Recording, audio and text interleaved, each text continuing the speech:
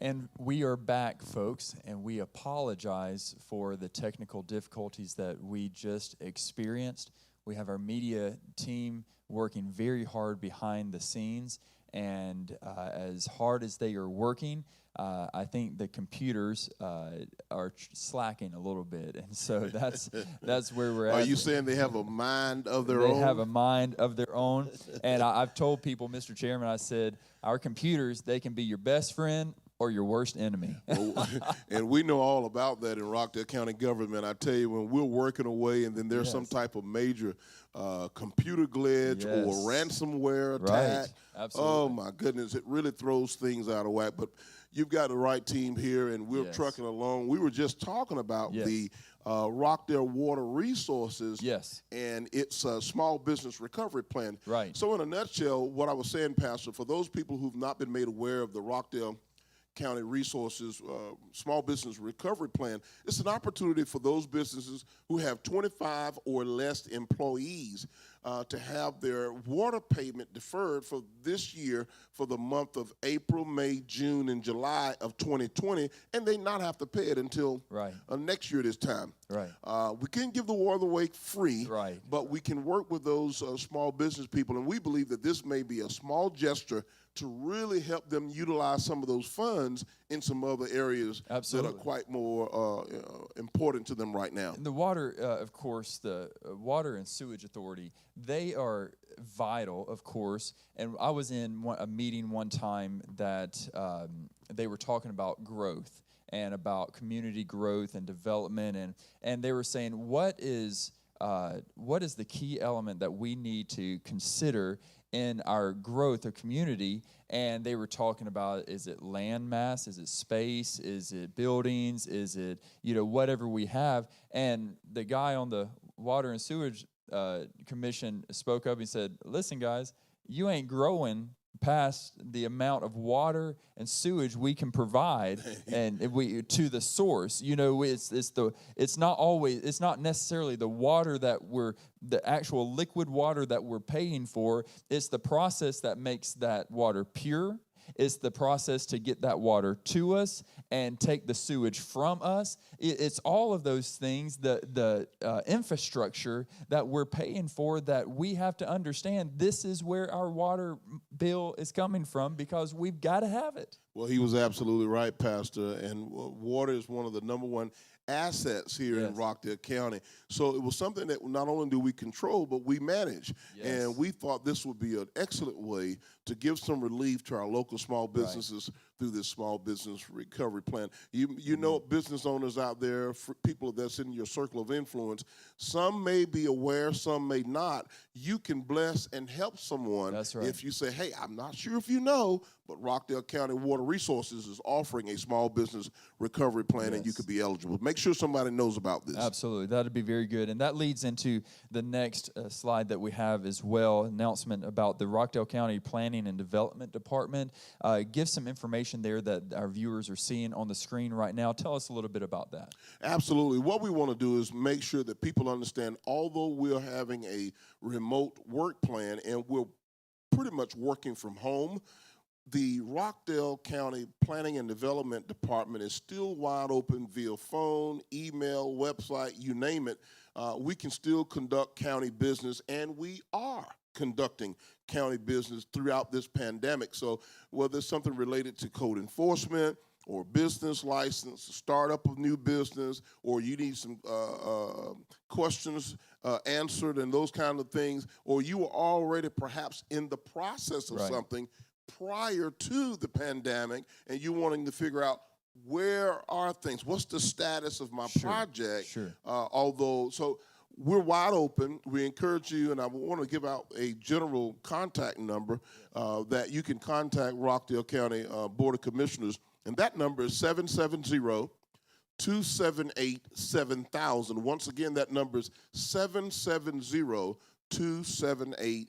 7,000. Please call that number. Let them know what department, what your concern is, and they'll gladly point you in the right direction, and we'll get somebody out to you, and whatever the case might be. Absolutely. I really appreciate that. And we don't want to take up much more of your time, and I understand that our technical difficulties a while ago made us pause just for a moment. But as we prepare over this next week or two, I believe we have, looking at the calendar, we have about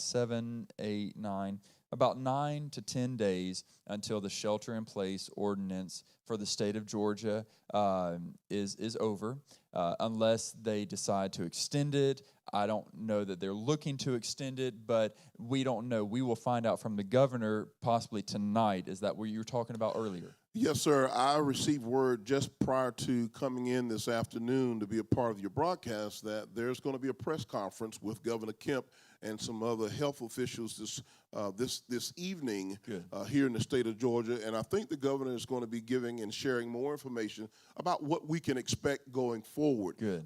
There may even be a few concrete things that he will share, but I encourage everyone to hear it straight from the horse's mouth. Right. Your chairman will be glued to the tube. Yes, absolutely. Looking to hear what the governor has to say. Amen. I appreciate from the time that the governor makes their announcements, and then from there, yourself and then other county leaders, they are in action, is in motion, saying, okay, this is what it means for us. Right. This is how we interpret it. This is how we break it down to apply it to the citizens in our community. That's exactly right.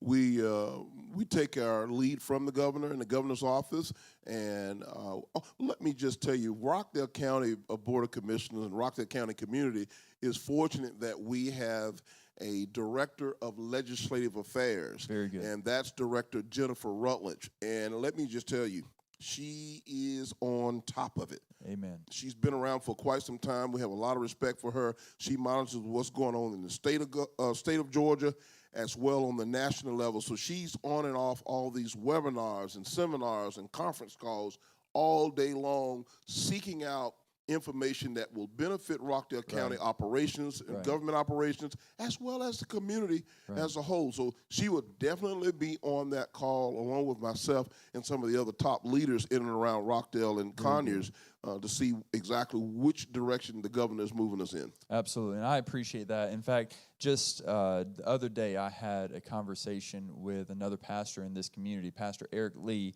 of Springfield Baptist Church. He and I are friends, and we know we can call each other anytime and talk through. And so I had called him, and he answered, and we spent a few minutes just talking with one another about this re-entry plan of how we were going to move. And of course, we understand they have a very large church, very large campus there, and it will apply the re-entry process and operations will apply differently to larger congregations versus smaller ones. In fact, we were on one of the clergy conference calls there with the county, and one of the pastors that has a small startup church that only has about 10 to 15 people, it hasn't really affected them very much because they, in their entirety of their congregation, are small, which is fine, and we understand that, and we pray for growth and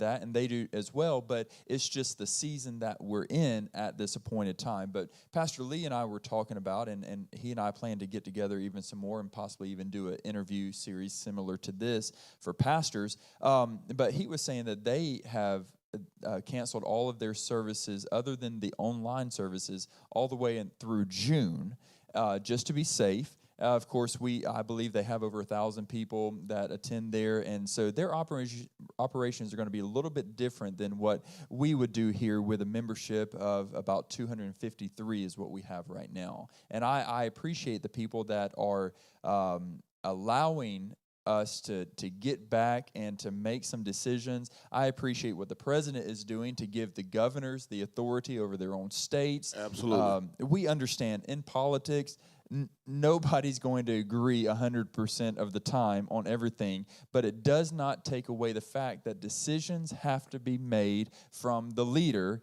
and then we have to rally behind those decisions. You're absolutely right. The decision has to be made from the leader. I think it's so important that a leader collaborates with other members of his or her team, listens to members of his or her team, and value the input and the feedback. But ultimately, the decision lies and rests upon the shoulders of that leader. Right. I was start smiling a little bit when you mentioned that Pastor Lee referenced the month of June. Right. I think over the last couple of weeks, I've had several people to ask me, Chairman, what is that date? What is that timeline? Right. And the month of June 1st, has always been in my mind and my head in terms of when I really want to bring our employees back. Sure. And even when we do that, because we've also established a transition team task force to bring people back. Yes. We're going to do it in phases. Very good. We're not going to hit a toggle switch and just bring all of our employees back. We're not doing that. We're going to bring them back based upon the central need of operating the county and keeping people safe. Yes. We don't want to bring them back, and there's a backlash of COVID-19. That's right. So we're going to be phasing our employees in, but that phase may not even start. Phase 1 may not even start until the month of June. Sure, I believe that. And I know there's a lot of people that are definitely wanting to get back sooner than later. I've even talked to some pastors that they said that as soon as this shelter-in-place ordinance is done, it's lifted, then they're going to go back to having church just like normal. And I've told them, I said, well, that's up to you, whatever you believe is right for your congregation. But Pastor Lee and I were talking about how we will never go wrong as a shepherd leading our flock, and of course we work as under shepherds under the great shepherd, but we will never go wrong leading them into safe places and in safe operations. And it's, of course, like we've talked about, how it's better to be safe than sorry. We do not want to see a second wave of this come through. And there are other opportunities, though, that we're looking at, Mr. Chairman, where we may not be in the facility in the church building here, but we may be able to have a drive-up parking lot service where people stay in their cars but still can see each other and wave at each other and actually have a little bit of visual human interactions that is probably very well needed right now. Well, anytime you have an opportunity to get outside of your comfort zone, it opens up opportunities for people to receive things in a whole different kind of way. Right. So I don't think there's absolutely anything wrong with having worship service in the parking lot on a beautiful spring morning or a beautiful summer morning when you can just worship up under the elements of what God has blessed us with. And it really allows people sometimes to get a little bit more intimate. Amen. Because they're right there immediately exposed to the elements. So they can almost feel God in a different kind of way. Different way. Just last year, because of our septic system, our lobby had flooded with black water. And so because of that was Easter weekend. It happened on Good Friday, Mr. Chairman. It was a mess, to say the least. But we could not get inside the facility because we had to rip up the carpet, the drywall, everything like that. We had to make it clean and sanitized and whatnot, and took weeks to get that done. But that Easter weekend, we said, listen, we're not going to let it stop us. We moved church outside and had church outside on Easter weekend. Praise God. And now here we are a year later. We had Easter online. I'm interested to see what's going to happen next Easter. Maybe a year ago we started outside. Last year we got halfway inside but online. Maybe 2021 we can all be back together again. God is up to something. Absolutely, He sure is. And so, we are coming up with different ideas, but we know that not everyone is going to agree with every decision that's made, but we have a blank slate. And I also understand that during this time, we're in the election season. We're in the campaign season right now. You, for one, are running for re-election. We're praying for you, and I pray that God will help you and strengthen you. And one of the graphics that our viewers are seeing right now, one of the announcements is about the Real Talk with the chairman. Tell us a little bit about that. So thank you, Pastor, and you're absolutely right. It is election season. We're in that climate of campaign season. So Real Talk with the chairman is going to come up on Thursday, April the 30th at 7 p.m., and we're going to be all over the social media, Facebook platform. But here's an opportunity for people to really talk candid, up close, and personal with Chairman Nesbitt. And we don't just have, I'm looking to have fun, to be honest with you. We don't just talk about politics and that kind of thing. We want to talk about the community. Let's talk about our young people. Let's talk about what happens in Rockdale County after we get past this pandemic. Right. But I always believe in communicating from what I call a real perspective. Sure. You hear people all the time saying, I'm keeping it 100, I'm keeping it 100. Yeah. Well, I don't know whether everybody can really handle 100. Sure. But I do my best to try to be real and very down to earth with all of our citizens here in Rockdale County. And there's a lot of myths and rumors and speculation and this and that.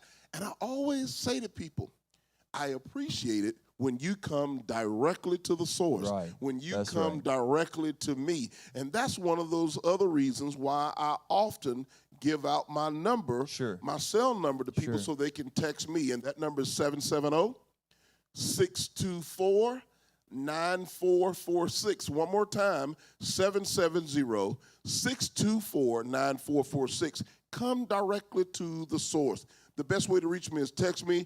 Real Talk with the Chairman will be on April 30th, Thursday, April 30th at 7 p.m. on Facebook Live, and we welcome you to get on board. And please ask me let's have a real conversation about what's really going on in Rockdale County. Absolutely. And if there are people that want to help the cause of the Chairman Nesbitt's campaign, the best way to do it is get online and follow the links there to become a part of your team. There are several things you can do. One of the things, you can call me direct, or you can text me direct and say, hey, I'm interested, and I can connect you with our campaign manager. The other thing you can do is go straight to our website, friendsofoznesbitt.com. friendsofoznesbitt.com. If you want to make a donation, you can go there and donate. If you want to find out how to be a volunteer with the camp, you can go there as well. We need all the help that we can get. We are looking for progressive-minded people who are looking to move our county forward. So I saw somebody the other day, I don't know if they had, I believe they had your campaign sign on them, but we understand the shelter in place does not prevent people from exercising and walking around, and they can do that. And so I saw somebody going the second mile, literally, and they put a campaign poster around them as they were exercising, walking up and down the sidewalk there.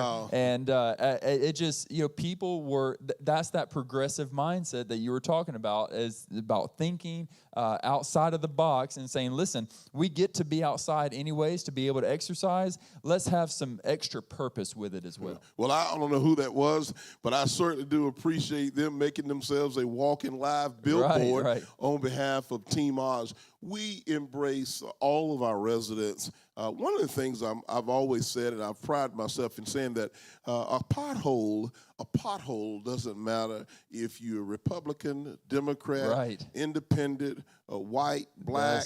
It doesn't matter whether you're a pothole. Doesn't care if you're Methodist, Baptist, Pentecostal, Catholic. A pothole will tear up my car. It'll tear it up. It'll tear up your car. That's right. So I've not made any decisions on this local level as chairman based upon none of those things. When people call me and say, Chairman Nesbitt, I got a problem, I need some help, we just bring into action. Here to help. There's no prerequisite other than them being a Rockdale resident. That's exactly right. And we've helped a lot of people who didn't even live in Rockdale. That's exactly right. You have, and I appreciate that. And we, as the church, we have a lot of people that live in the Rockdale County area. We have some that live in Newton, some that live in Henry, some that live all the way in Bibb County, just different places, in Greensboro County, all of this. But nevertheless, this church is here in Rockdale County, and I don't believe we're going anywhere anytime soon. We are here, and we want to support our local government. And, of course, like I've said before,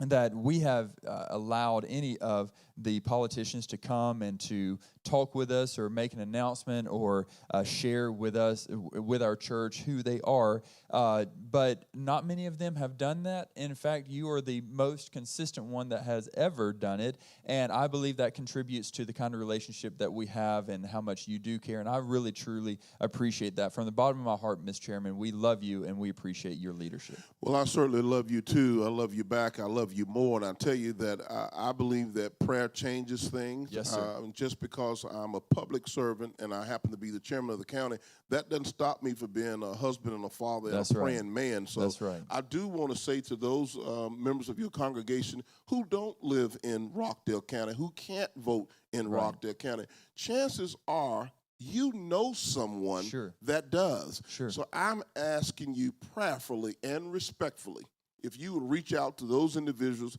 that you do know who are registered voters here in Rockdale County, who live and reside in Rockdale County, share with them what you know about their chairman, and that if you were here, what you would do in terms of exercising your vote. And I certainly do appreciate that. Yes, absolutely. And we know that being the chairman of Rockdale County is probably not going to be the lifelong service that you do for another 100 years. We understand that. No, sir. But I believe the relationship that we have is going to be a long, lifetime, lasting relationship, and I appreciate that very much. Without a doubt, and I certainly do appreciate it. I appreciate this platform. I appreciate the praying people here in your congregation at Faith Tabernacle, and I really do appreciate folks sharing the word about who Oz Nesbitt really is. And that's what Real Talk with the Chairman would really be about. Yeah, we're looking to have a jovial spirit at night of great time, but I want to be answering some real facts about what's true and what's not true, what's happening, what's not happening in Rockdale County, while at the same time people getting to see a real human side of this guy you call chairman. That's right, absolutely. Before we go, just last two things. First off, how is the First Lady of Rockdale County doing? How is she, and how's your family? Well, she is doing fantastic. In fact, as she was coming in this morning from work, and I was preparing to leave out, we did have about an hour of fellowship. Very good. And she's doing well, and she says she had a good night at work last night. Good. My children are all scattered throughout the country. I've got one in Texas, one in Augusta, one in Virginia, and we have our daughter who was down in Tuscaloosa in Alabama at college. She's home. Very good. And she's a little, every now and again, she gets a little twisted because I don't cook what she thinks I ought to cook. Bless her heart. But she's almost 23 years old, so she knows how to get to the kitchen herself. Very good. But no, they're doing wonderful. God has blessed us. God has blessed me with a wonderful family. And everyone is safe. And we are just moving along, and we are abiding by my wife. She found a lot of humor this morning when I shared with her that I, too, am having a bad hair day. She really enjoyed that because it's been well over a month since she's been to her hairstylist. And she's been kind of doctoring that thing up a little bit as she make her way over to the front line at Piedmont Rockdale. But thank you for asking. And, Pastor, your family. Yeah, they were doing very good. The boys are doing homeschooling. We were praying that we would not have any broke bones during this stay at home, but unfortunately we had one broke bone, but it could have been a lot worse because all it was a pinky toe. Okay. All right. Well, that's not too bad. It hurts. Yeah, pinky toe hurts. For my son, Corbin, I don't know if he's able to watch. They're probably in school right now, and Logan, my 8-year-old. But if that's as worse as it gets, then we are okay. We are doing okay. And we have been here for about an hour. Of course, we had a small interruption there due to technical difficulties. But any closing words, final words before we end our broadcast today?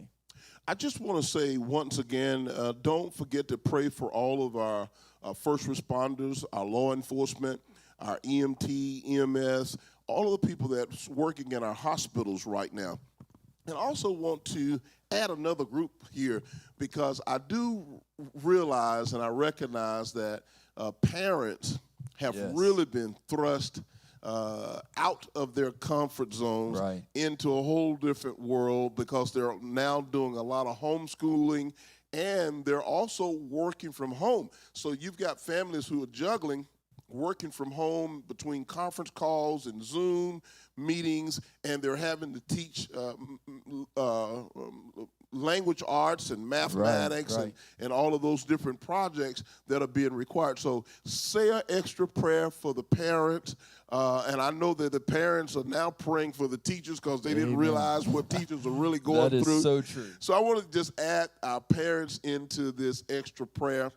I do ask that you all pray for me, Chairman Nesbitt, and my family as we navigate through this pandemic, as we continue to move through this election season.